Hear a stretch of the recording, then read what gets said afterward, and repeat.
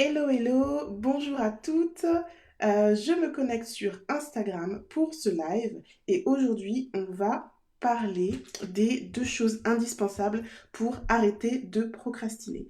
Alors, donnez-moi juste un moment, le temps que je me mette en live et je ne vois pas comment faire, c'est bizarre. Pourquoi j'arrive plus? Ah oui, en direct.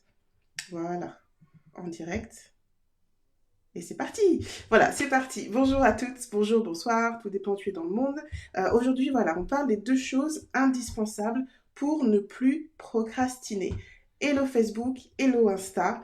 Il y a deux choses indispensables pour arrêter de procrastiner. Et à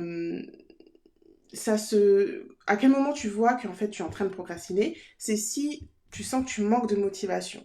T'as pas envie de faire les choses, t'as pas envie d'avancer, et surtout les choses qu'on n'aime pas trop faire, genre la paperasse, genre les relances clients, genre la prospection, toutes ces choses voilà que t'aimes pas faire dans ton entreprise. Et si tu ne trouves pas de motivation pour le faire, il y a de grandes chances pardon que tu sois pas au clair sur deux choses. Ces deux choses, c'est ton intention et tes objectifs. J'en parlais récemment dans mon feed Instagram et sur ma page Facebook. J'en parle souvent de ces deux notions, intention et objectif, parce que c'est vraiment le couple gagnant pour ton entreprise. C'est la base du succès de ton entreprise, vraiment, intention et objectif.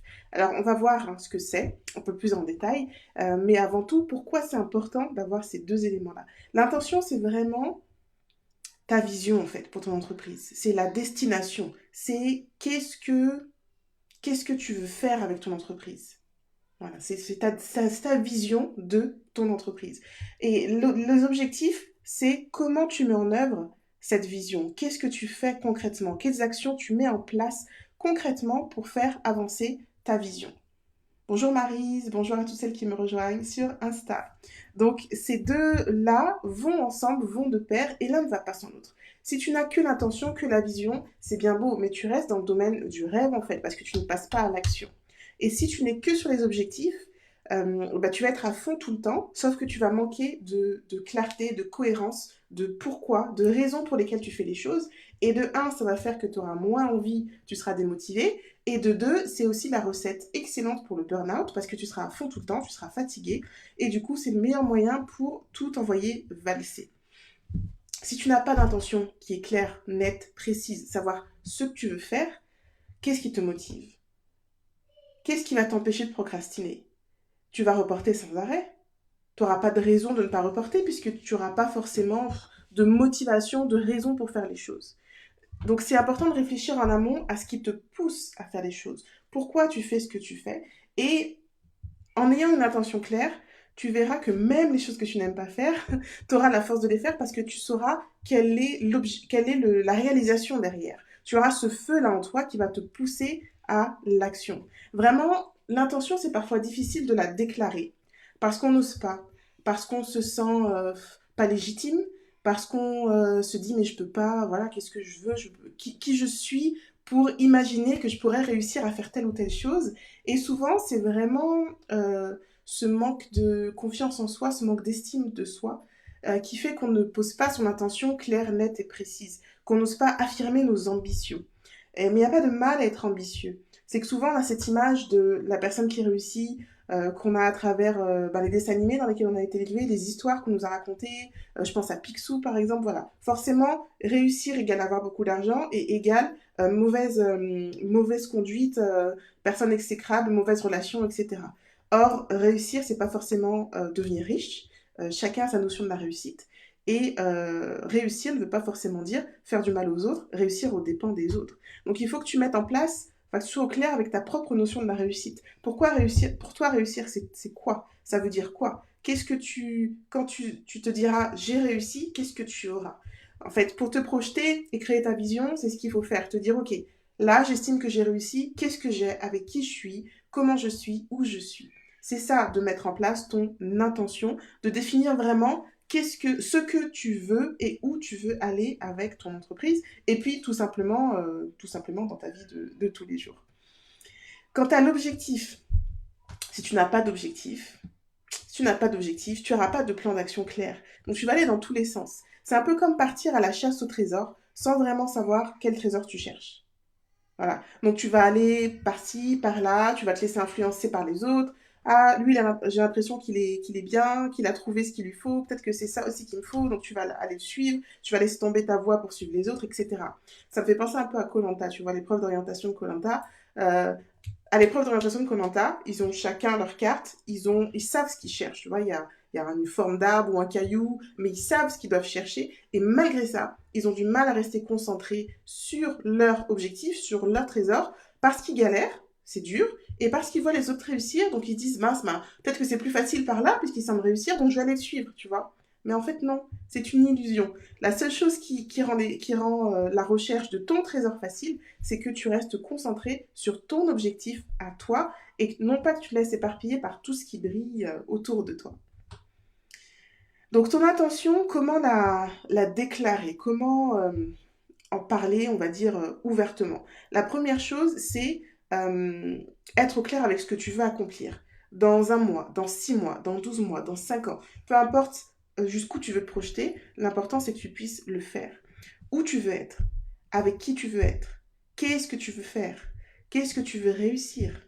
Quels sont les sentiments que tu veux éprouver? Qu'est-ce que tu ne veux plus? Est-ce que ton intention, c'est de quitter ton emploi salarié? Si oui, dis-le clairement, affirme-le.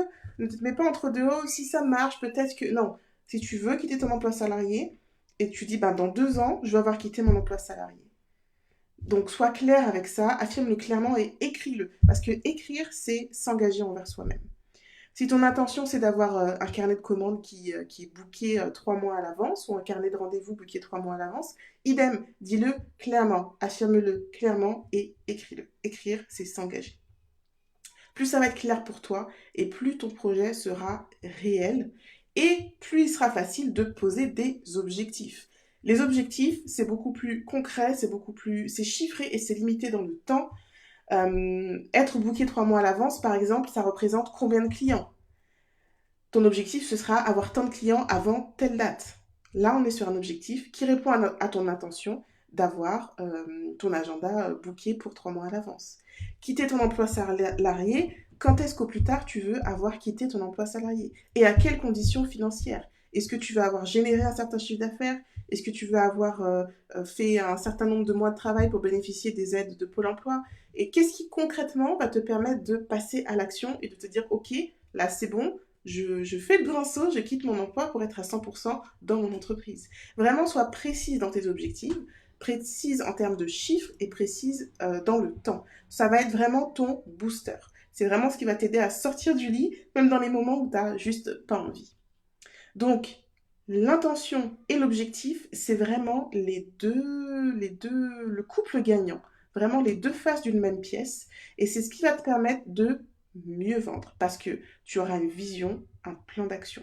Donc non seulement tu vas arrêter de procrastiner parce que tu seras motivé, mais en plus ça va te pousser à vendre mieux parce que tu auras des objectifs clairs, nets, précis. Donc tu vas mener des actions qui vont te permettre de passer à l'action concrètement, de rester motivé, de garder le cap et donc d'être en capacité d'augmenter et de stabiliser ton chiffre d'affaires et donc ton salaire d'entrepreneur. Et c'est un cycle vertueux de motivation parce que il faut pas se mentir, si ton entreprise ne te génère pas de revenus, tu n'auras pas de motivation. Le salaire, c'est une source de motivation pour continuer à travailler. Et en tant qu'entrepreneur, tu es à la fois propriétaire de ton entreprise, mais tu es aussi salarié de ton entreprise. Donc il faut que tu gardes la motivation et juste aimer ce que tu fais va pas être suffisant sur le long terme si à côté de ça, tu galères pour payer ton loyer, pour faire tes courses, payer tes prêts ou même tout simplement aller plus loin que ça, te faire plaisir et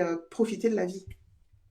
Donc, en résumé, pose-toi au calme, réfléchis à ton intention, à ce que tu veux accomplir grâce à ton entreprise et ensuite, cette intention, tu la transformes en action, en objectif concret, précis, chiffré dans le temps, chiffré et limité dans le temps. Voilà, cette façon de procéder, intention, objectif, vision, action, c'est la méthodologie que j'emploie dans ma formation Mon business créatif et rentable, la méthode que j'appelle Piano, planifie tes intentions annuelles et non tes objectifs. Dans la formation, on travaille sur 12 mois.